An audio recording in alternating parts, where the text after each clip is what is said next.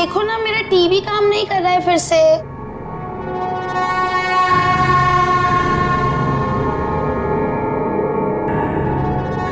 कौन है? नर्स। अरे रुको रुको, कौन है वहां पर? अरे रुको रुको तो जरा।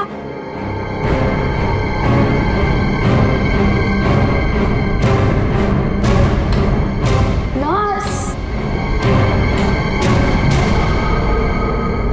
नर्स कहाँ चली गई है?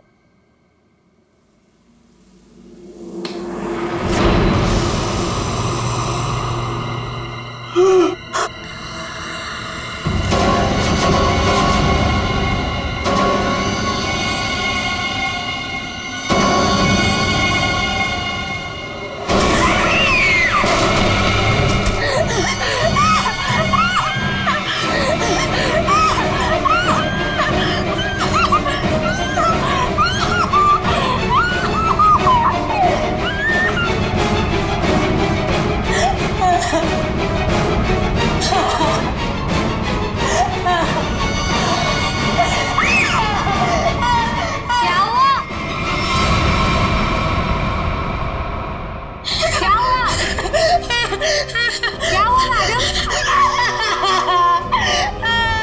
मैडम क्या हुआ?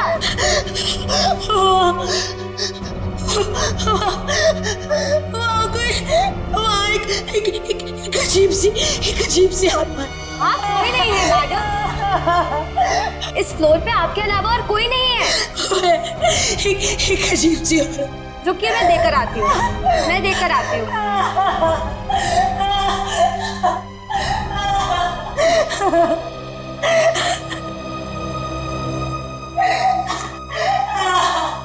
देखिए मैडम, वहाँ पे कोई नहीं है। इस फ्लोर पे आपके अलावा और कोई नहीं है। मैंने उसे देखा, मैं सच बोल रही हूँ। एक अजीब सी आत्मा। मुझे यहाँ से शिफ्ट करो, मैं यहाँ नहीं रहूंगी। मैडम देखिए, आपको पहले ही बताया जा चुका है, हॉस्पिटल में इस बेड के अलावा और कोई बेड अवेलेबल नहीं है। वो मुझे मार डालेगी, वो मुझे मार डालेगी। ठीक है मैडम, मैं देकर आ रही हूँ। मुझे नहीं मारना, मुझे मार डालेगी। मैडम मैं देकर आती हूँ।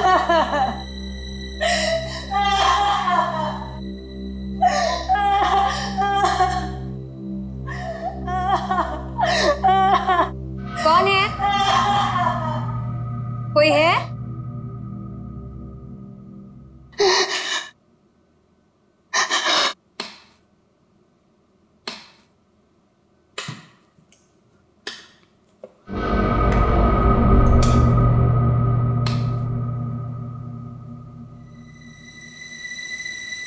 कहाँ गई वो? भागो भागो भागो भागो भागो, हेल्प हेल्प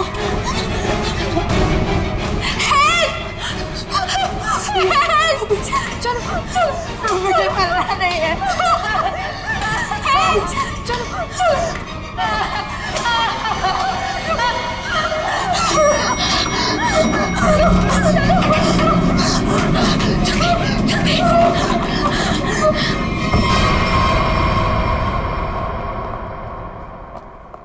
अरे हटिए हटिए आप लोग। अरे सीमा क्या हुआ?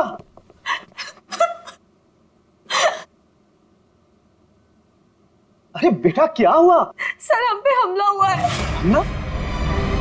कैसा हमला? किसने किया? नीचे वाले फ्लोर में एक आत्मा है, उसी ने हम दोनों को मारने की कोशिश की। आत्मा? क्या बकवास कर रहे हो तुम? हॉस्पिटल में आत्मा कैसे हो सकती है? हाँ सर, सोनल सच कह रही है, नीचे कॉरिडोर में एक आत्मा है। सर अगर हम भागे नहीं होते तो हम मर जाते।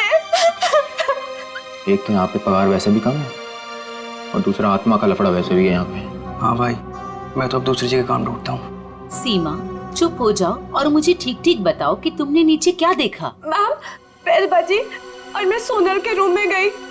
इन्होंने मुझसे कहा कि कॉरिडोर में कोई है। और जब मैं बाहर देखने गई तो कॉरिडोर में कोई नहीं था। कौन है वहां?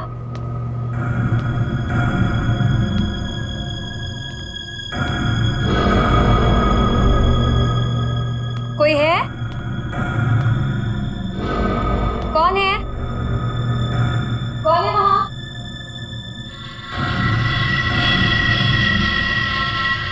कौन है? कोई है?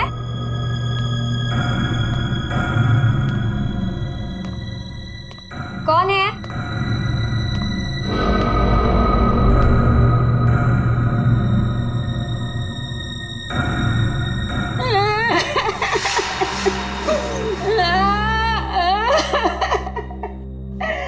क्यों रो रहे हैं आप? आप ठीक तो है ना? सुनिए, आप ठीक तो हैं? कोई मदद चाहिए आपको?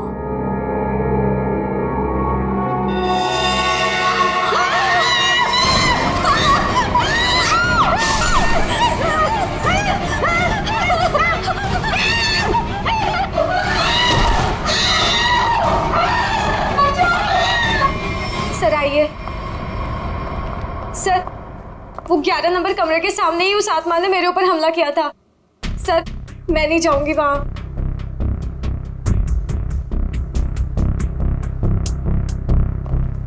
साहब, हमें इन आत्माओं से नहीं उलझना चाहिए। रुक जाइए साहब। तब मैंने भी सुना है कि इस हॉस्पिटल में ना आत्मा बसती सर। साहब रुक जाइए। सर प्लीज, सर मुझे लगता है हमें अंदर नहीं जाना चाहिए सर।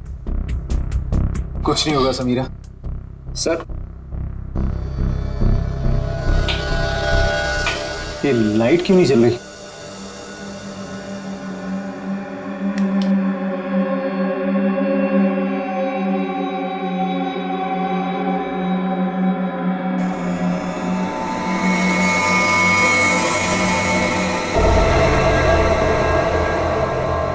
लगता बेड पे कोई है। सर प्लीज मत जाइए। Sir please. साहब सर, सर,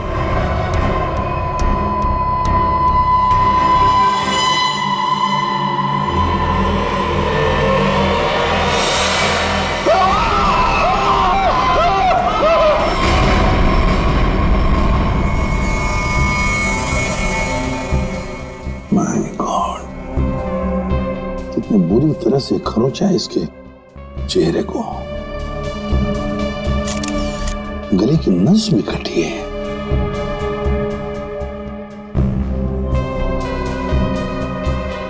समझ में नहीं आ रहा। क्या सर? पूर्वी, गले की नस जब कटती है तो कितना खून बहता है पता है ना? यहां देखो, इसके गले की नस कटी है लेकिन खून सिर्फ गले के उधर है, इस शर्ट के आसपास, और बस सिर्फ इस बेडशीट पर। ये कैसे हो सकता है? अरे अपने आप को बचाने के लिए वो यहां से वहां इधर से उधर भागा होगा ना, तो खून आसपास तो गिरना ही चाहिए, या तो कुछ भी नहीं है। सर कहीं ऐसा तो नहीं कि ये जब इसकी मौत हुई तो ये बेहोश पड़ा था? सर या फिर इसे कहीं और मारकर बॉडी यहाँ पर छुपा दी हो। नहीं नहीं नहीं, कुछ न कुछ तो गड़बड़ जरूर है, कुछ न कुछ तो गड़बड़ जरूर है। देखते हैं।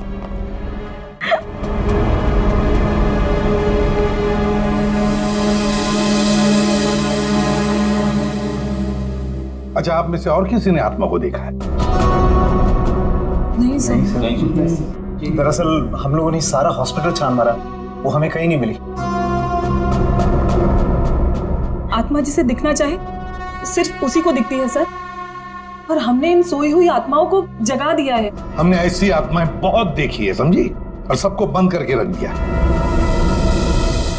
अच्छा, मनोज के बारे में कुछ बता सकते हो? सर मनोज हमारा पेशेंट था। वो 2 दिन पहले हमारे हॉस्पिटल में एडमिट हुआ। उसे बदन में बहुत दर्द था और उसे सांस लेने में काफी तकलीफ हो रही थी सर। लेकिन सर हैरानी की बात यह है, उसका बेड तो 4थे फ्लोर पर था, नीचे कैसे आ गया? एग्जैक्टली। मैं 2 घंटे पहले सर ऊपर पेशेंट्स की रिपोर्ट चेक करने गया था। मैंने भी मनोज को वहीं देखा था। ये बात किसी को तो पता चलनी चाहिए थी, हॉस्पिटल के स्टाफ में से। पता नहीं सर, और ये मनोज ने पेशेंट के कपड़े की जगह डॉक्टर के कपड़े कैसे पहन रखे? ये भी पता नहीं सर। पता नहीं, मालूम नहीं, कम से कम ये तो पता होगा कि हॉस्पिटल के जो सीसीटीवी कैमराज है वो तो चालू है। जी हाँ सर, सिवाय इस फ्लोर के, क्योंकि यहाँ रेनोवेशन चल रही है।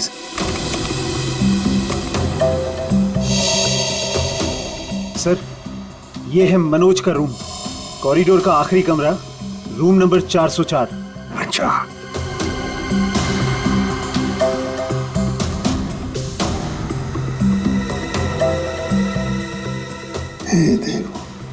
देखो ये तो मनोज है, वो भी बिल्कुल अकेला।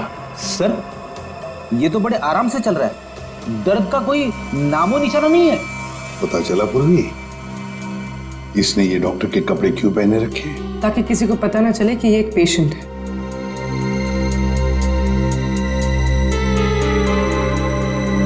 सर इसने कुछ छुपा कर रखा है। रुको, लिफाफे जैसी चीज है, क्या लेके जा रहा है वो इस लिफाफे में? मीरा, अब 3rd फ्लोर वाला फुटेज दिखाओ जरा। Yes sir.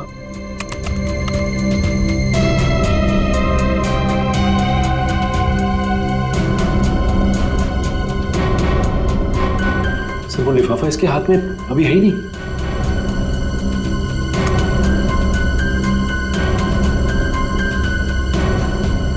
क्या हो सकता है उस लिफाफे में? क्या हुआ सालुंखे? आसमान गिर गया जो इतनी जल्दी बुला लिया? हाँ बॉस, समझो कि आसमान ही गिर गया है। क्या मतलब? मतलब यह कि इस आदमी की मौत इन घावों की वजह से नहीं हुई। क्या? तो फिर? ये जो घाव हैं ये इसके मरने के 1 से 1.5 घंटे के बाद बनाए गए। घाव मरने से 1-1.5 घंटे बाद? ओह, तो इसीलिए उस हॉस्पिटल के कमरे में हमें कहीं पर भी खून की छींटें नहीं नजर आई। क्योंकि तब तक खून जम चुका था। गले की नस कट जाने के बावजूद खून ज्यादा नहीं बहा। सालुंखे साहब, तो फिर ये मरा कैसे? आप थोड़ी मदद करो, उठाओ इसे। दे।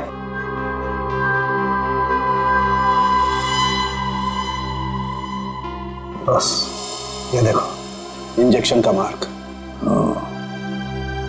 मतलब पहले इसे जहर दे के मारा गया और फिर किसी नुकीली चीज से ये घाव बनाया गया, ताकि ऐसा लगे कि इसकी मौत किसी आत्मा की वजह से हुई है। बिल्कुल।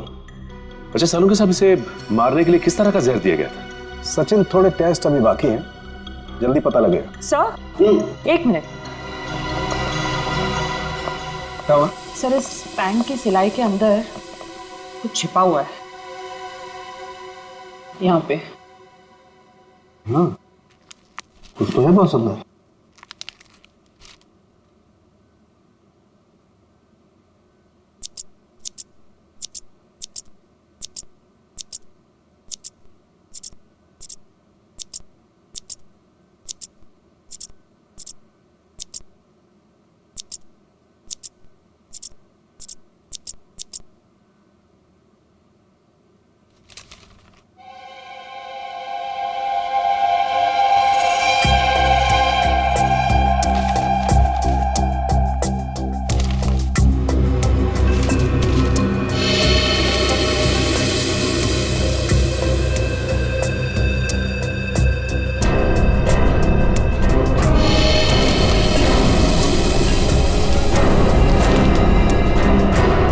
कोरा कागज है। लेकिन सर कोई क्यों इतनी मेहनत करके ऐसा पेपर अपने पैंट में छुपा कर रखेगा जिसमें कुछ भी ना हो? पूर्वी, ये पेपर जैसे दिखता है वैसे हरगिज हो ही नहीं सकता। जरूर इस पेपर के अंदर कोई ऐसी कीमती चीज छुपी है जो इस मनोज की जिंदगी पे भारी पड़ गई। सर मनोज की कार के जीपीएस सिस्टम को चेक करने से पता चला कि आज से 5 दिन पहले वो 6 घंटा अपनी गाड़ी चलाकर चिन्नौर शहर गया था। तो जो इंसान बदन दर्द की वजह से ठीक से चल फिर नहीं पा रहा हो, वो 6 घंटे तक गाड़ी चलाकर शहर से इतनी दूर क्यों जाएगा? सर मुझे तो लगता है मनोज झूठ बोल रहा था, उसे कोई बीमारी थी नहीं। लेकिन फ्रेडी, हॉस्पिटल कोई घूमने फिरने की आराम करने की जगह तो है नहीं कि ऐसे कोई जाके वहां पे भर्ती हो जाए। तो जरूर किसी मकसद से ही भर्ती हो गया हॉस्पिटल में। सर इस एक नंबर पर मनोज ने पिछले 15 दिनों में 50 से भी ज्यादा बार कॉल किया। अच्छा, किसका नंबर है ये? सर ये नंबर चिन्नूर में रहने वाली किसी नेहा का है। चिन्नूर, नेहा? तो फिर जरूर ये मनोज नेहा से मिलने गया होगा चिन्नूर में। हम भी मिल लेते हैं नेहा को। एक मिनट सर, नेहा का मोबाइल यहीं कहीं आसपास दिखा रहा है।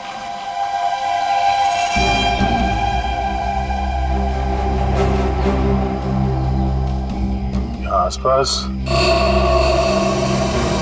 गाड़ी के अलावा तो कुछ भी नहीं। क्या वो इसी गाड़ी में तो नहीं? पर सर वो ऐसे वीराने में क्या करने आई होगी? चेक कर लो कार को जरा।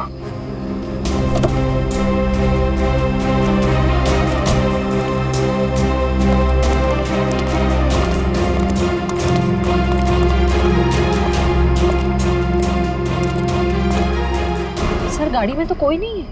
ए, हाथ ऊपर करो। चला के करने की कोशिश की ना तो खोपड़ी उड़ा दूंगी। गन नीचे। कौन हो आप लोग? हम लोग सीआईडी से हैं। गन लेके क्या कर रही थी यहाँ पे? मैं किसी का इंतजार कर रही थी और ये मेरी लाइसेंस वाली गन। मेरा काम ही कुछ ऐसा है कि मुझे कभी भी जरूरत पड़ सकती है इसकी। क्यों? ऐसा क्या काम करती हो कि तुम्हें गन की जरूरत पड़ती है? हा? प्राइवेट डिटेक्टिव हूँ मैं। Private detective? जी हाँ। किसी मनोज नाम के आदमी को जानती हो तुम? मनोज? क्लाइंट है वो मेरा। है नहीं, था। अब वो मर चुका है। मर चुका है? ओह माय गॉड, कैसे? क्या काम कर रही थी तुम मनोज के लिए? उसने मुझे अशोक नाम के आदमी को ढूंढने के लिए हायर किया था। अशोक? कौन है ये अशोक? अशोक कई साल तक जेल में बंद था और जेल से छूटने के बाद ही वो अपना नाम पता सब बदल कर किसी छोटे से शहर में रह रहा था। कि मनोज का एक मुजरिम से क्या कनेक्शन है? वो तो मैं नहीं जानती, लेकिन हाँ, मनोज ने मुझे अशोक के गांव का पता दिया था। वहीं से मुझे पता चला कि अशोक एक छोटे से चिन्नूर नाम के गांव में रह रहा है, नई पहचान बना के। ये वही शहर है ना जहाँ तुम आखिरी बार मनोज से मिली थी? जी सर। सर लगता है मनोज के खून में अशोक का कोई ना कोई कनेक्शन जरूर है। अच्छा, अशोक की कोई तस्वीर है तुम्हारे पास? जी हाँ।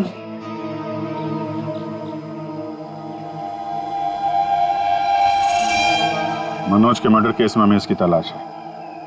एक बार तुम इसे ढूंढ चुकी हो, इसे ढूंढने में हमारी मदद करोगे तुम? बिल्कुल सर, सीआईडी की हेल्प करने में मुझे बहुत खुशी होगी।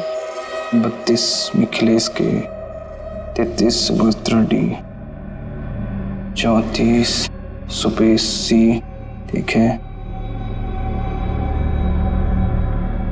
35 मानव डी। क्या जिंदगी है यार, मुर्दों के साथ रात गुजारनी पड़ती है। अरे ये 37 नंबर कहाँ गया? कहाँ चला गया यार? लाश है। हो सकता है कोई रिश्तेदार लेकर गया हो। कोई रिश्तेदार लेके गया हो तो कम से कम इसमें एंट्री तो होती रजिस्टर में। मुझे लगता है हमें किसी को बताना चाहिए। इस जगह में कुछ तो है, इस हॉस्पिटल में कुछ है। अरे ये क्या हो रहा है? अब ये क्या होने लग गया? रोहन भाग, मेरी बात मान, भाग यहाँ से। आजा, भाग जा। संजय! संजय! संजय! संजय! संजय! संजय! संजय!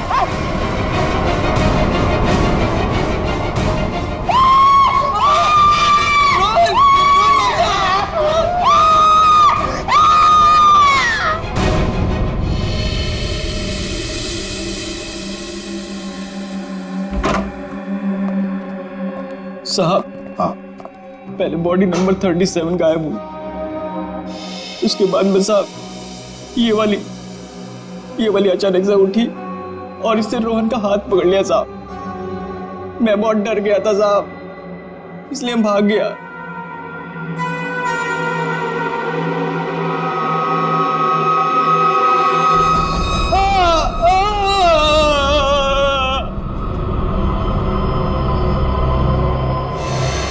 सर करोज के निशान तो बिल्कुल मनोज जैसे।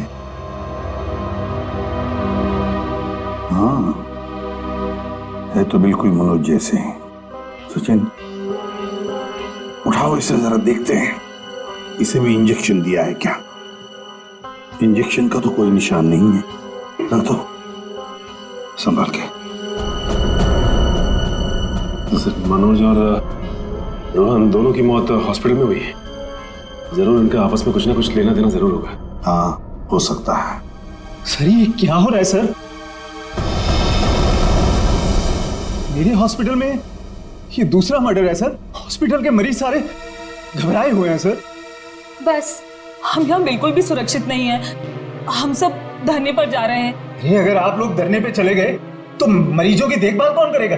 आखिर उनकी जान की जिम्मेदारी किसकी है? तो हमारी भी तो जान की कीमत है ना सर। बट ऐसे धरने पे जाके इससे क्या फायदा मिलेगा आपको? हम लोग आपके साथ हैं और हमें आपके साथ की जरूरत है। सर कुछ कीजिए वरना मेरा हॉस्पिटल बंद हो जाएगा सर। सर आप रेडी? ये देखिए सर, हमें रोहन के लॉकर में से क्या मिला है। ये सारा पैसा लॉकर में पीछे की तरफ छुपा के रखा हुआ था। इतना सारा पैसा एक वार्ड बॉय के पास? कमाल है।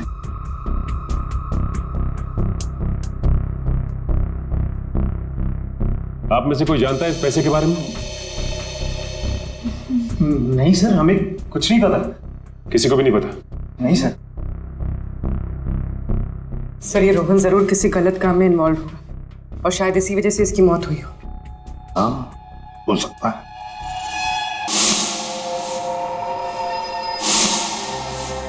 याद है मनोज के पास वो एनवेलप था।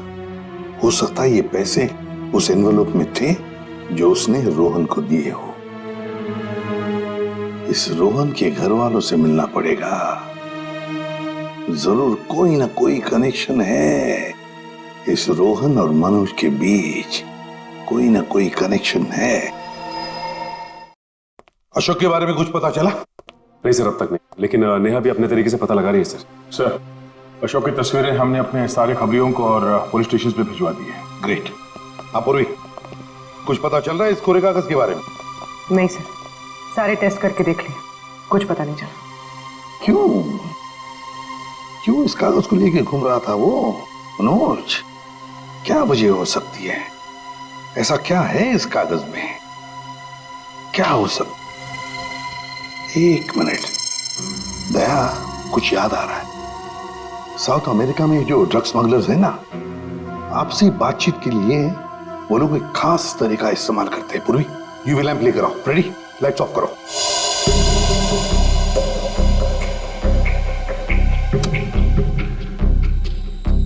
सर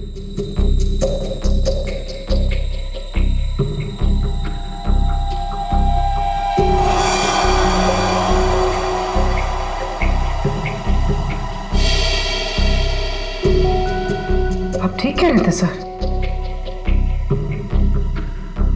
सर ये तो बिल्डिंग का ग्राउंड प्लान है। लेकिन सर ये बिल्डिंग कौन सी है?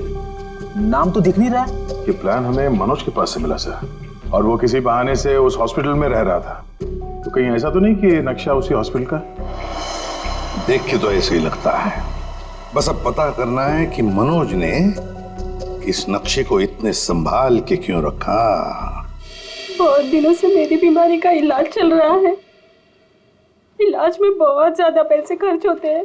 अब इतना खर्चा हम जैसे गरीब इंसान के बस की तो बात नहीं है।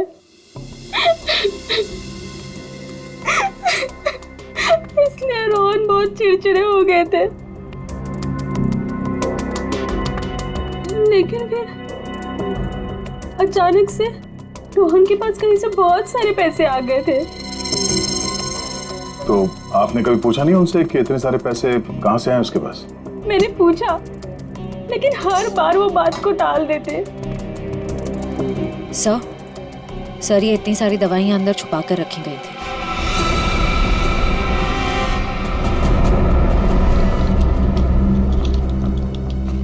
ये तो बहुत महंगी दवाइयां। कहीं ये रोहन हॉस्पिटल से दवाइयां चुरा कर बाहर बेच तो नहीं रहा था? रोहन का कोई दोस्त या जान पहचान वाले आदमी को जानती हैं आप, जो रोहन के साथ इस धंधे में शामिल था? नहीं सर। हाँ, एक रात उन्हें जब लगा कि मैं सो रही थी तो वो बाहर किसी से मिलने गए थे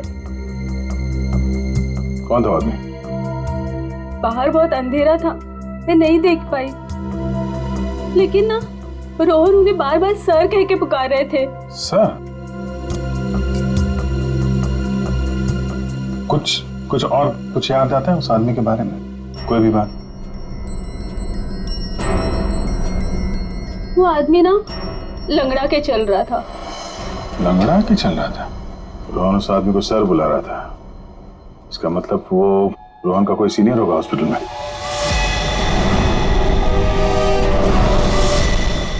अरे सर, उस हॉस्पिटल का प्रबंधक विजय, वो भी तो लंगड़ा के चलता था।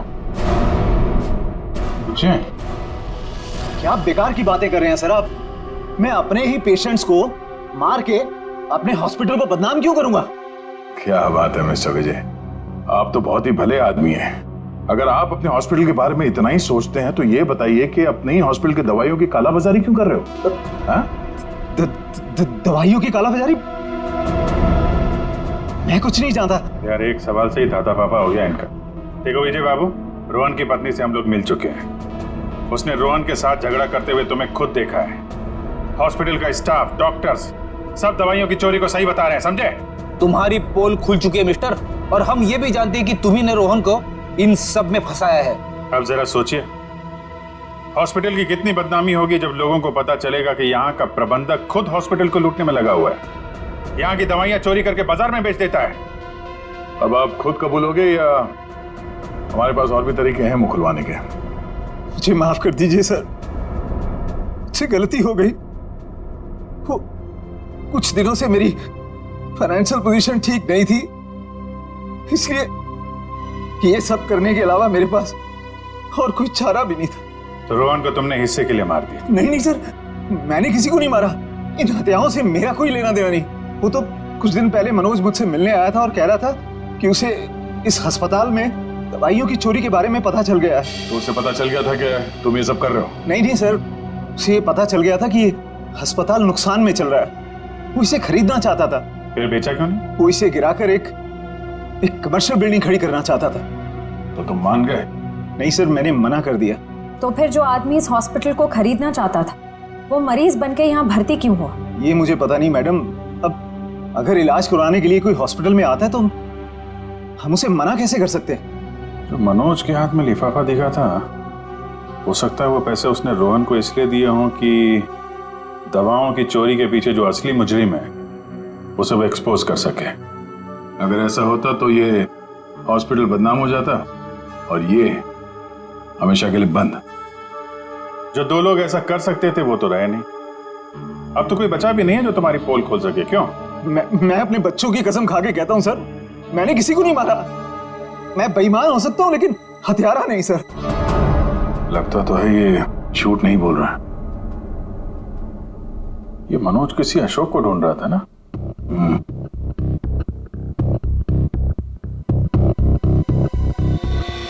इस आदमी को पहचानते हो? मैंने इसे देखा है कहीं। अरे हाँ, ये तो समीरा का दूसरा पति है। कुछ दिन पहले हॉस्पिटल में आके इसने हंगामा किया था और सिक्योरिटी को बुलाकर इसे बाहर निकलवाना पड़ा था। समीरा? अरे सर, ये वही औरत थी जो बार बार आत्मा का नाम लेके सबको डरा रही थी। अच्छा, सबको डरा रही थी? इस समीरा जी से मिलना होगा।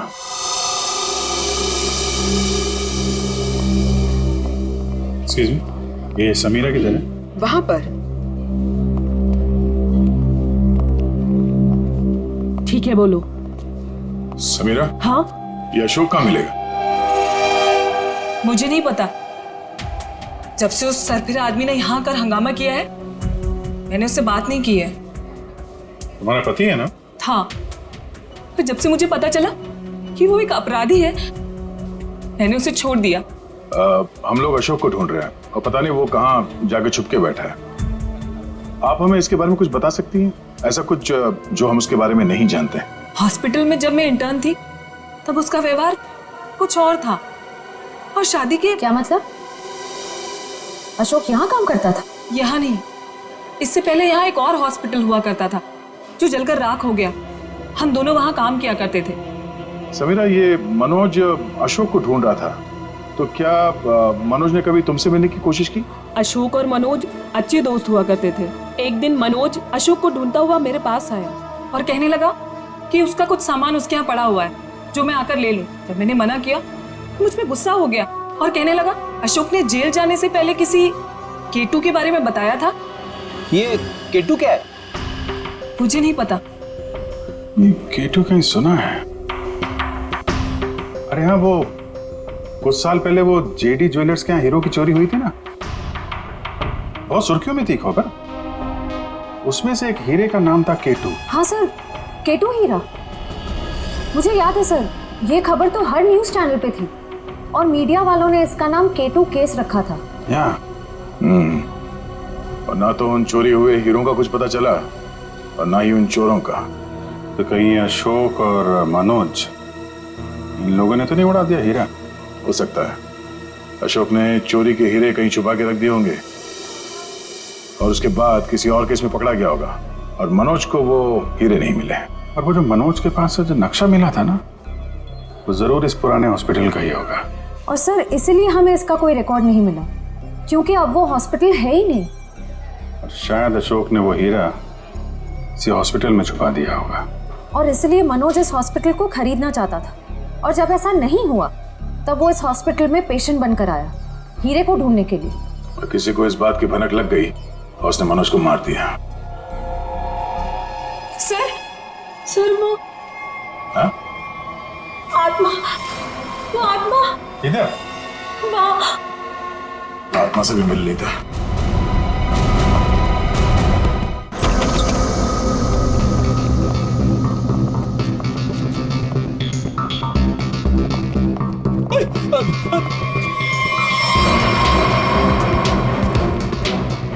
सर यहाँ तो रास्ता बंद है, गई कहाँ वो? आत्मा कहीं भी जा सकती है, कहीं भी आ सकती है।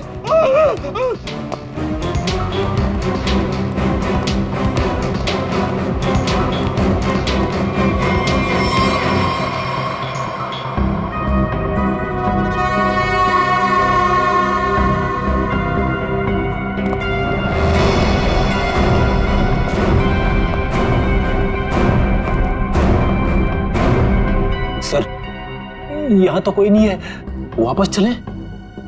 आई तो यहीं पे है, ढूंढो।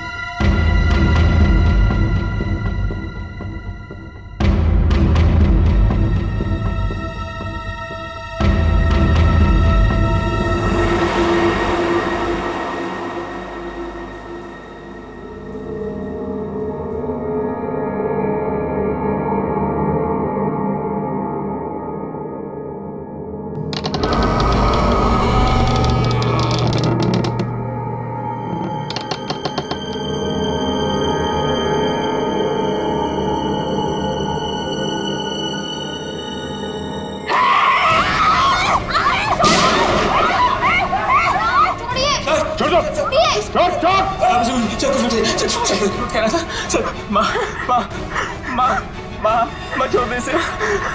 तू मेरी प्यारी माँ है ना, माँ मेरी प्यारी माँ है तू। मेरी माँ को चल, माँ छोड़ दे, माँ छोड़ दे, माँ माँ प्लीज, माँ प्लीज प्लीज बैठा, प्लीज बैठा, प्यारी माँ है, प्लीज बैठना।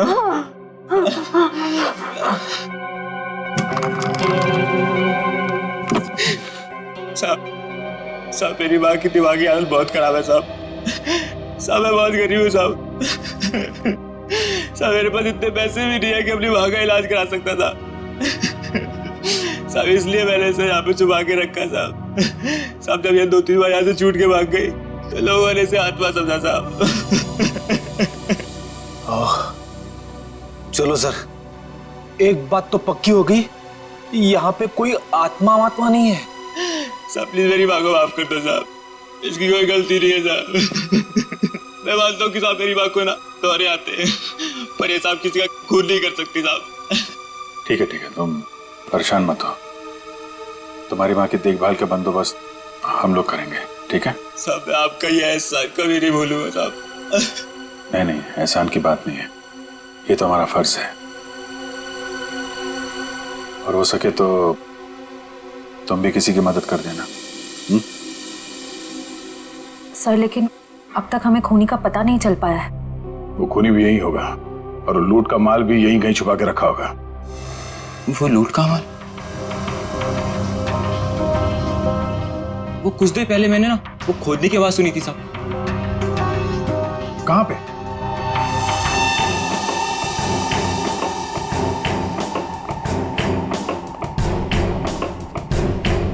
ताला लगा है।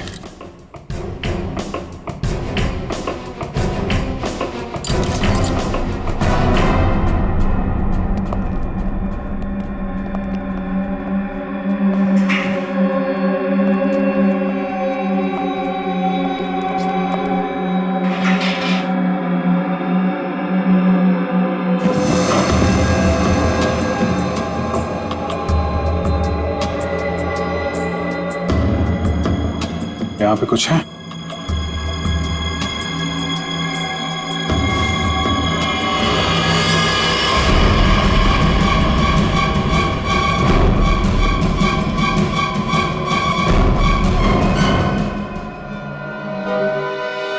लूट का माल ले गए, हथियार छोड़ गए,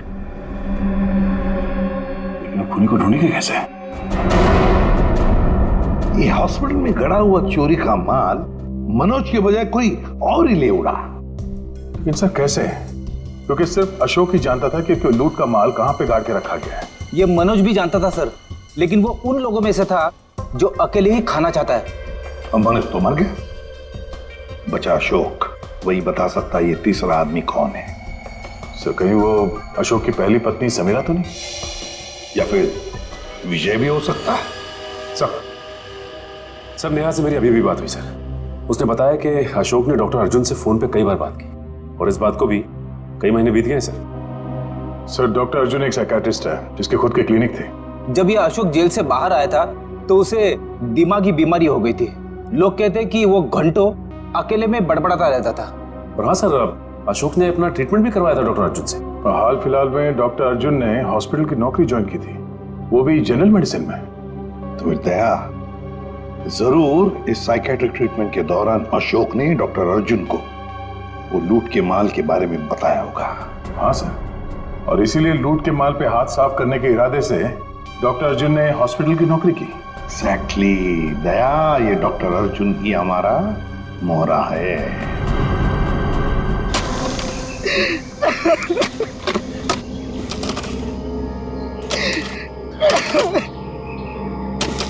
तुम ऐसा क्यों कर रहे हो मेरे साथ? मुझे प्लीज जाने दो। तुझे जाने दूं? तू ही तो वो बलि का बकरा है जो मुझे जेल से बचाएगा, और मैं तुझे ही जाने दूं?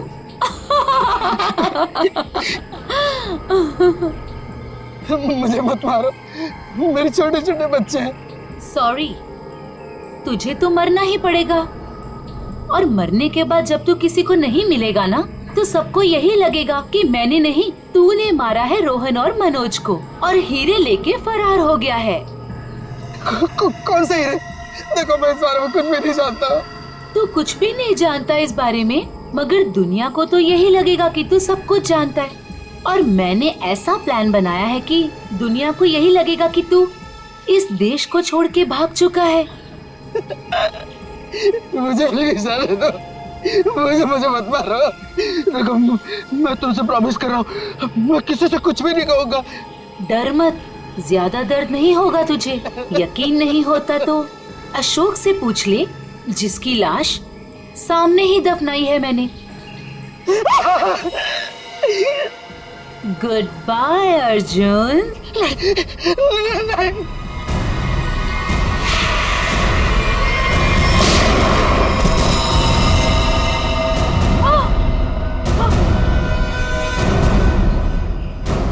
सीआईडी?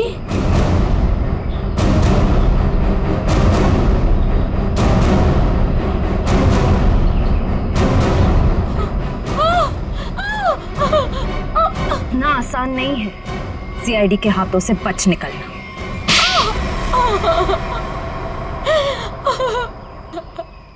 तुम्हें अशोक ने चुराए हुए हीरों के बारे में पता कैसे चला? सर, अशोक जेल से छूटने के बाद मुझसे मिला था और वो बहुत अकेला और बहुत परेशान था सर। और सर, वो मुझसे प्यार भी करने लगा था और मेरे लिए वो अपने आप को सुधारना भी चाहता था। अशोक को मैं पहले से जानती थी और वो मुझसे प्यार भी करता था।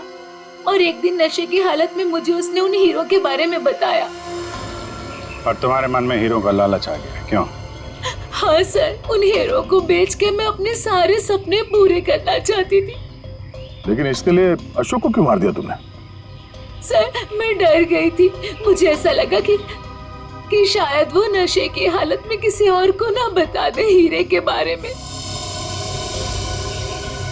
और इसके लिए तुमने रघु की बीमार माँ का फायदा उठाया। लोगों को लगा कि ये सारे खून उस आत्मा ने किए। हाँ सर। डॉक्टर विजय और रोहन दवाइयों की कालाबाजारी करते थे, इसके बारे में तुम्हें पता चल गया था। इसलिए रोहन को मारने से सारा शक डॉक्टर विजय पे जाता। हाँ? मोहरे तो अच्छे बिछाए थे और चाल भी अच्छी चली थी, लेकिन मगर आप लोगों ने आके यहाँ पे मेरा सारा खेल बिगाड़ दिया। अशोक तुम्हारे प्यार के लिए सुधरना चाहता था और तुमने हीरों के लिए उसे ही जान से मार दिया। पैसों के लालच में आकर तुमने 3-3 लोगों का खून किया है। फांसी होगी तुम्हें, फांसी।